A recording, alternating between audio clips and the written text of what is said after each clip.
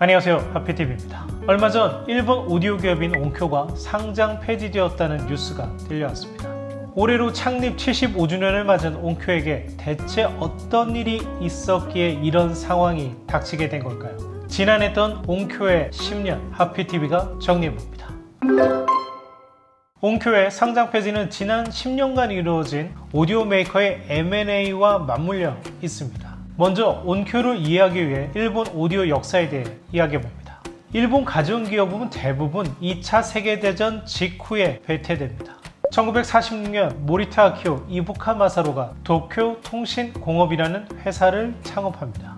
이 회사는 창업 이듬해인 1947년 벨 연구소에서 만든 트랜지스터에 주목해요. 트랜지스터의 탄생은 하피TV에서 정몽진 영상편에서 설명한 적이 있죠. 이 트랜지스터로 라디오를 만들면 사이즈도 작아지고 음질도 끝내줄 것이라 생각한 거죠. 그래서 일본의 이 작은 회사가 1953년 벨 연구소로부터 트랜지스터 사용권을 획득하는 데 성공합니다. 그리고 말도 안 되게 2년 만에 세계 두 번째로 트랜지스터 라디오를 발매하는 데 성공합니다. 이 라디오의 제품명이 소니 TR-55입니다. 이후 제품명이었던 소니를 사명으로 바꿉니다. 그리고 이 작고 컴팩트한 라디오는 이후 워크맨의 효시가 되죠. 이렇게 성장한 소니는 1969년 트리니트론 TV로 센세이션을 일으키고 10년 후인 워크맨으로 세계를 평정합니다. 이때부터 소니를 위시로 한 일본 가전 메이커의 전성시대가 시작됩니다. 또한 산스윗, 캐누드, 테크닉스, 온쿄와 같은 일본 오디오 메이커의 전성시대도 짧지만 시작되게 되죠. 이 제품들은 일본뿐만 아니라 세계에서도 톱 클래스를 차지합니다. 오죽하면 프랑스가 일본으로부터 수입이 너무 많다고 일본을 상대로 무역전쟁을 선포합니다. 그래서 일본이 어쩔 수 없이 프랑스로부터 몇 가지 물건을 수입하게 되죠. 그때 들여온 것 중 하나가 바로 와인이었습니다. 지금은 너무 비싸서 마실 수 없는 80년대 빈티지 와인들이 일본 지방 와인바에서 말도 안 되게 저렴한 가격으로 마실 수 있는 경우도 있죠. 당시 일본이 버블 경제가 열리면서 와인 붐이 일어서 전 세계 7, 80년대 빈티지 와인을 싹쓸이 해갔기 때문입니다. 그리고 2000년대 이후 일본 기업은 삼성, LG와 같은 한국 기업에 밀려 경쟁력을 잃기 시작합니다. 그리고 탄탄했던 내수 시장도 2011년 동일본 대지진 이후 급락하게 돼요. 불황을 처음 맛본 일본 가전 오디오 기업들이 하나둘 쓰러지며 해외로 매각이 잦아지기 시작합니다. 오늘 이야기할 온쿄도 소니와 같은 해인 1946년 오사카에서 창업합니다. 온쿄는 야마와 테논과 함께 AVF 3대장으로 불리우지만 1위는 해보지 못한 만년 2위의 이미지죠. 하지만 오디오 애호가에게는 다소 매니악한 제품으로 고정 팬을 보유한 회사였습니다. 2010년 이후 부침을 겪었던 온쿄에게 가장 먼저 손을 내민 곳은 바로 기타 제조사 깁슨이었습니다. 깁슨은 다들 잘 아시겠지만 1894년 창업한 세계 1위의 기타 제조사입니다. 레스폴과 같은 명기뿐만 아니라 엘비스 프레슬리, 지미 페이지와 같은 아티스트들이 쓴 기타로 유명하죠. 하지만 깁슨도 여러 번 부침을 겪습니다. 그러다 1986년 오너가 현재의 헨리 저스키위치로 바뀌게 됩니다. 저스키위치는 경영을 잘하다 하나의 문제에 봉착하게 됩니다. 2000년대부터 미국 내에서 벌목 및 목재 수입에 대한 강력한 제재가 시작됩니다. 바로 환경을 보호하기 위한 조치죠. 가구 등이 대량 생산되면서 좋은 나무는 일찌감치 모두 사라지게 됐습니다. 제가 자주 이야기하는 빈티지 가구를 사야 하는 이유도 바로 이것 때문이죠. 기타도 좋은 목재가 멋진 울림을 만들어내죠. 그런데 이제 좋은 나무를 구하기가 무척이나 어려워졌습니다. 위기감을 느낀 깁슨이 전 세계에 남아있는 좋은 목재를 대량으로 사들입니다. 이때 지출이 무척 심각했다고 하는데요. 그리고 여기에 오바마 정부가 들어서면서 깁슨에 집중적으로 강력한 제재를 가하기 시작합니다. 1위 기업이다 보니 더욱 강력한 제재를 받았던 거죠. 상황이 이렇다 보니 헨리 저스키위치가 기타만으로는 우리는 생존할 수 없다. 다른 비즈니스도 시작해야 한다. 이렇게 생각했던 거죠. 깁슨의 선택은 바로 오디오 비즈니스였습니다.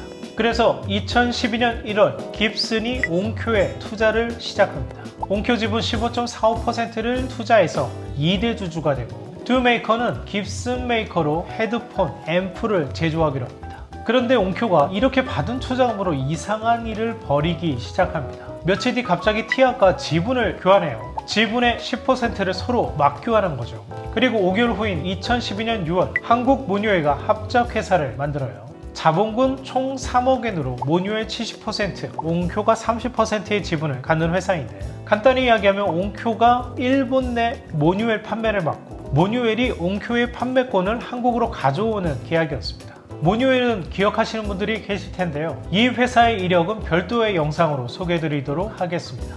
옹쿄가 모뉴웨이 제품을 일본 내 유통하겠다는 건데, 이 브랜드 제품 기억하시는 분 계시겠지만 그냥 중국에서 제조한 제품에 모뉴웨이 브랜드만 붙인 겁니다. 옹쿄가 제품을 보는 눈이 전혀 없었던 거죠. 당연히 옹쿄의 투자금은 수년 후 모뉴웨이 공중 분해되면서 모두 사라지게 됩니다. 이듬해인 2013년 3월 깁슨은 티악을 인수합니다. 여기에는 옹쿄의 입김이 있지 않을까 추측해봅니다. 전체 주식 54.4%를 48억 원에, 우리 돈으로 500억 원에 인수합니다. 인수 금액이 생각보다는 컸지만 티악 안에는 악기 전문 제조사인 타스캠도 있었죠. 그래도 깁슨과 시너지를 낼 수 있는 선택이 아닐까 싶었습니다. 그리고 문제는 이듬해부터 발생합니다. 2014년 4월 깁슨은 덜컥 필립스 오디오 사업부를 인수합니다. 인수 금액이 무려 1억 3,500만 달러, 약 1,600억 원을 들인 것이죠. 그런데 선택부터 잘못된 것이, 당시 필립스는 오디오 비즈니스에서 지위가 거의 없다시피 했어요. 물론 아이폰 초기 시장 때 누구나 그랬듯이 반짝 높은 매출을 올리긴 했습니다. 하지만 그때는 아이폰용 이어폰, 아이폰용 스피커라는 타이틀만 붙어도 높은 매출을 올리던 때였습니다. 이런 거품을 보지 못하고 깁슨은 천문학적인 금액을 들여 인수함과 동시에 이후 7년간 필립스에게 브랜드 로열티까지 주는 바보 같은 계약을 맺었습니다. 이것이 이후 깁슨이 파산에 이르게 되는 단초가 됩니다. 2대 주주인 깁슨이 이렇게 치고 나가는데 옹쿄가 가만히 있을 수는 없죠. 이때 파이오니아가 시장에 매물로 나와 있었습니다.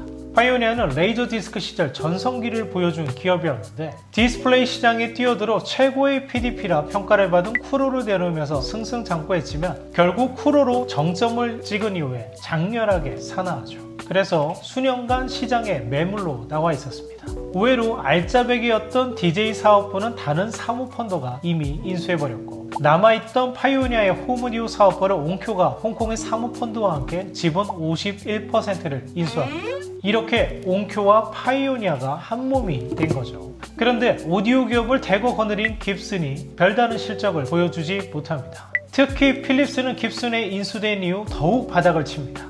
기타 매출은 괜찮았는데 기타로 번 돈을 필립스의 적자를 메꾸는 형국이 되어버려요. 누적 적자가 극도로 심화된 깁슨이 2018년 3월 옹쿄 지분을 부랴부랴 정리합니다. 그리고 5월 깁슨은 파산을 신청합니다. 그리고 필립스 오디오 사용권이 깁슨에서 중국 TPV 테크놀로지로 이전됩니다. 이 업체는 원래 피니스 TV와 모니터를 OEM 하던 업체였는데요. 국내에도 최근 필립스 TV와 오디오 제품들이 수입되죠. 이들 제품은 실제 필립스가 아니라 중국 TPV 테크놀로지에서 설계, 생산을 담당하고 필립스 브랜드만 붙인 제품입니다. 따라서 과거 필립스 생각하시고 해당 제품을 구입하시면 안 됩니다.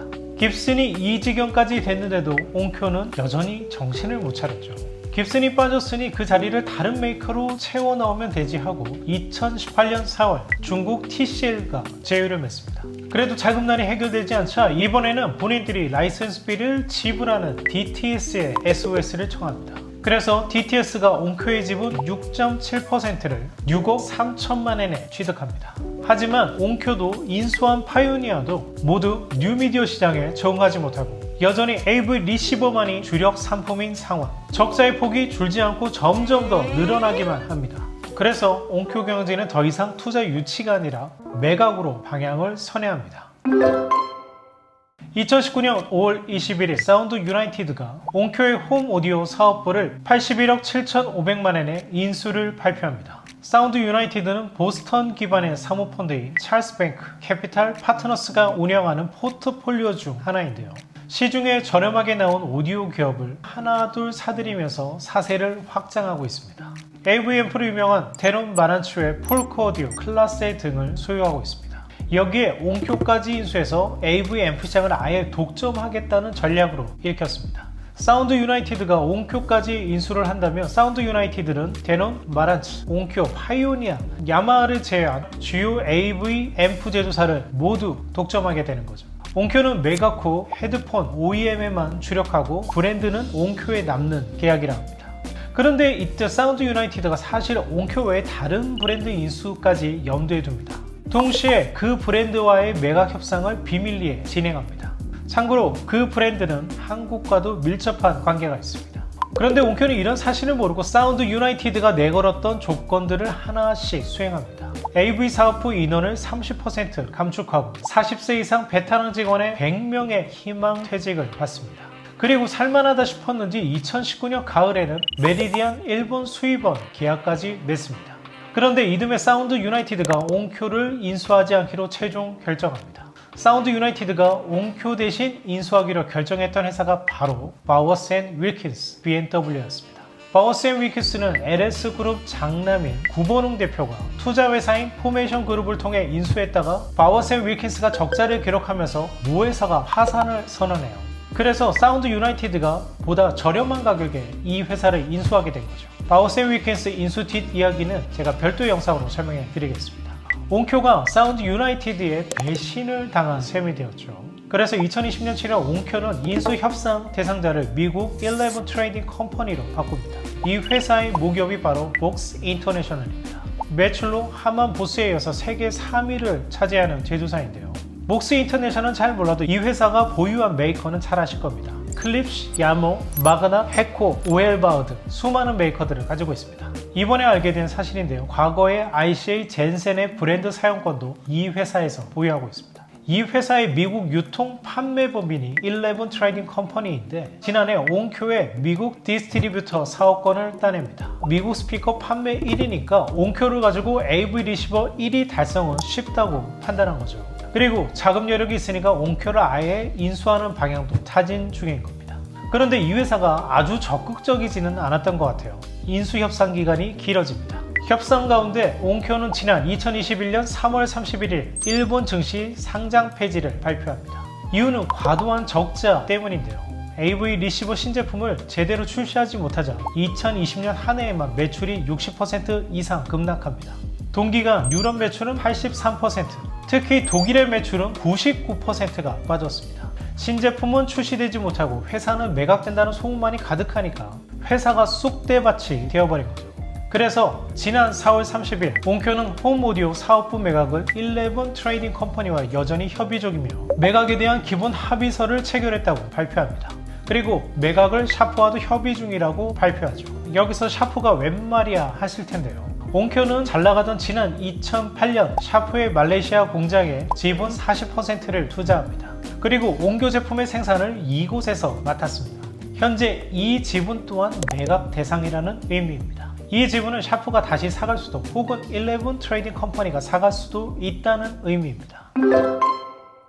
오늘 주제 어떠셨나요? 온쿄의 역사 하나에 깁슨, 티아, 필립스, 파이오니어, 사운드 유나이티드, 바워스 앤 윌킨스, 복스 인터내셔널, 샤프, 그리고 한국의 문유에까지 엮여있는 스토리였습니다. 이렇게 부침을 겪는 오디오 메이커들도 있지만 이 중에 잘 성장하고 있는 메이커들도 많습니다. 메리디안은 밥 스튜어트의 MQA 호조 외에도 최근 기아 자동차의 K8, EV6의 카오디오 시스템을 공급하면서 매해 최대 매출을 갱신하고 있다고 합니다. 윌슨 오디오도 성공적인 2세 경영을 이어가고 있죠. 다만 온쿄는 2010년 이후 자사 기술 개발보다 매각이나 투자에 관심을 보이면서 회사가 급락하게 된 경우를 알 수 있습니다. 외부 투자와 제휴에만 욕심을 내다 쇠락하게 돼버린 대표적인 케이스라 할 수 있습니다.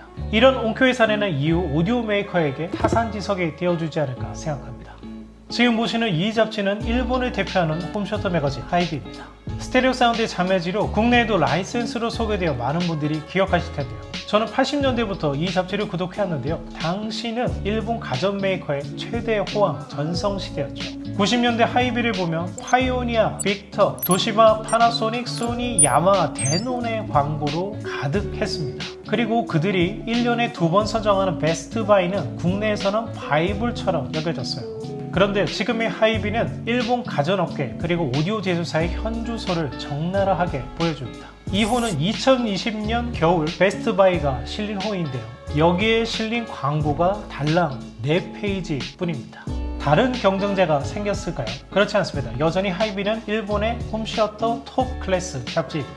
이제 일본의 오디오 가전사들이 광고할 여력이 없다는 의미죠. 이제 온큐와 같은 일본 오디오 제조사의 현주소가 어디쯤인지 이해가 되실 겁니다. 오늘의 온큐가 현재 세계 톱을 다투고 있는 삼성전자와 LG전자의 향후 행보에도 좋은 교훈을 안겨주었으면 좋겠습니다. 지금까지 하피TV였습니다. 감사합니다.